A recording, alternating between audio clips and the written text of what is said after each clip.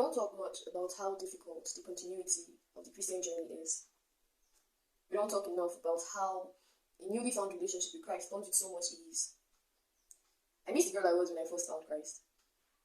Back then, when the relationship was all still fresh, spending hours with him felt like a minute stretch. It was easier then to wake up and spend all day at his feet.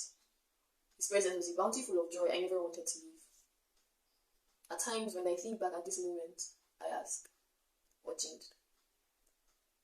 The beginning is very much different from the latter, and suddenly, a relationship that looked out with so much hope starts to feel like a long-distance matter. And the question still remains, what changed? It all began when you started to move a step forward and two steps back. When you wake up in the morning and felt you were good without listening to his track. When you start to treat the word of God as though it's some leisure snack you only crack whenever you have some answers to track. And the worst thing is, you didn't even know when you started to slack.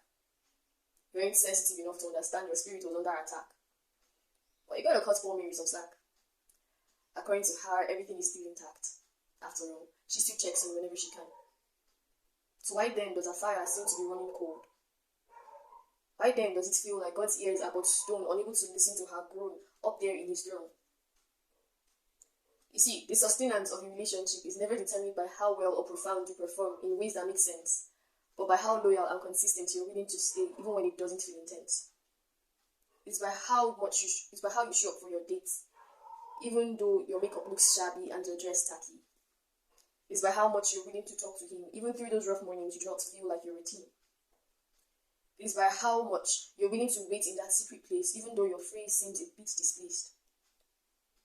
Maturing is realizing that God is not as impressed by how we perform and prove holy as much as he is by how much we're willing to stay consistent, even in days we do not feel worthy enough to call him our Father.